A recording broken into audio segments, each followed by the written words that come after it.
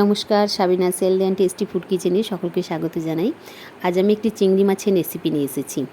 গলদা চিংড়ি সাথে ঝিঙে সবজি দিয়ে চিংড়ি মাছ, খুবই টেস্টি এবং সহজ একটা রেসিপি। এখানে আমি ঝিঙে নিয়েছি 250 গ্রাম, আর নিয়েছি গলদা চিংড়ি, এটাও আছে 250 গ্রাম। দেখুন, ভালো করে ধুয়ে খোলস ছাড়িয়ে পিচ করে নিয়েছি।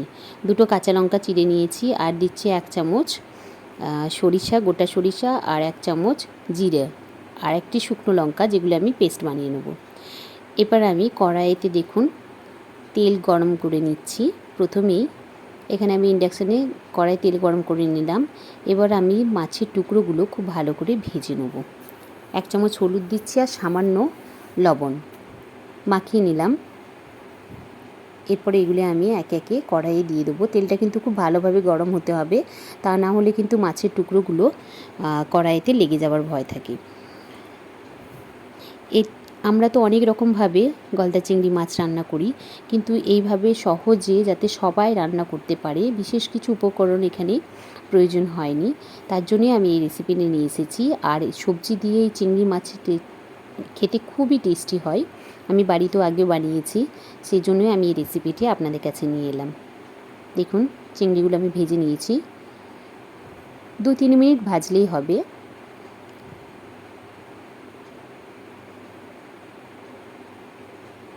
এরপরে আমি এগুলো তুলে নিচ্ছি।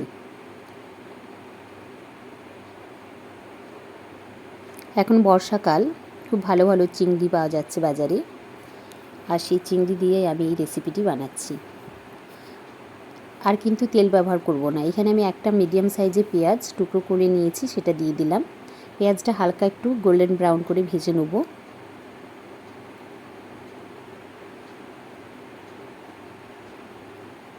দেখুন, পেঁয়াজটা ভেজে নিয়েছি।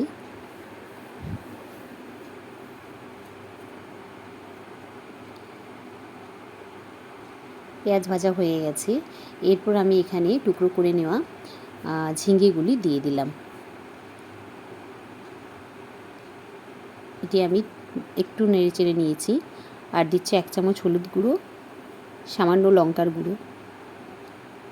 এবার এটিকে আমি আবার মিক্স করে নিচ্ছি। আর দর্শক বন্ধুদের কাছে আমার অনুরোধ রইল, যারা আমার এই চ্যানেলটি দেখেন, তারা যদি এখনও চ্যানেলটি সাবস্ক্রাইব না করেন, অবশ্যই আমার চ্যানেলটি সাবস্ক্রাইব করবেন। এখানে আমি 1 চামচ লবণ দিয়ে দিলাম। জল দেবার মোটেও দরকার নেই, কারণ ঝিঙে এমনিতেই জল ছাড়ে, আর এতে সেদ্ধ হয়ে যাবে খুব ভালোভাবে। দেখুন, ঝিঙেগুলো নিয়ে নিয়েছি, আর আমি যে পেস্টটা বানিয়ে রেখেছিলাম জিরে এবং সরিষার, সেটিও দিয়ে দিলাম। আবারও আমি মশলাটিকে ভালোভাবে সবজির সাথে মিশিয়ে নিচ্ছি। 5 মিনিটের মতো আমি ঢাকনা দিয়ে রেখে দেবো। দেখুন, কিছুক্ষণ ঢাকনা দিয়ে রেখে দিয়েছিলাম, কতটা জল ছেড়ে দিয়েছে। আর ঝিঙেগুলো খুবই কচি ছিল, তার জন্য এগুলো খুব তাড়াতাড়ি সেদ্ধ হয়ে গেছে। এবং ভেজে রাখা চিংড়িগুলো আমি দিয়ে দিলাম। আবারও আমি এটিকে ভালোভাবে মিক্স করে নেব সবজির সাথে। আর আমার রেসিপিগুলো যদি ভালো লেগে থাকে, তা আমার রেসিপিতে অবশ্যই লাইক দেবেন এবং আমার চ্যানেলটি বেশি বেশি শেয়ার করবেন। এখানে আমি 2টো কাঁচা লঙ্কা দিয়ে দিলাম। এরপরে আমিও আরও বেশি 15 মিনিটের মতন ঢাকনা দিয়ে রেখেছিলাম। দেখুন, হয়ে গেছে। এরপরে আমি এটি একটি বাউলে তুলে নিচ্ছি। আমি লবণটা টেস্ট করে নিয়েছিলাম, খুব ভালো হয়েছে।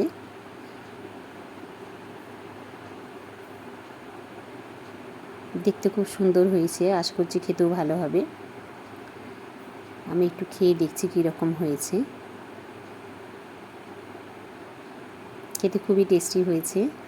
আর আমার রেসিপিটি দেখার জন্য অসংখ্য ধন্যবাদ।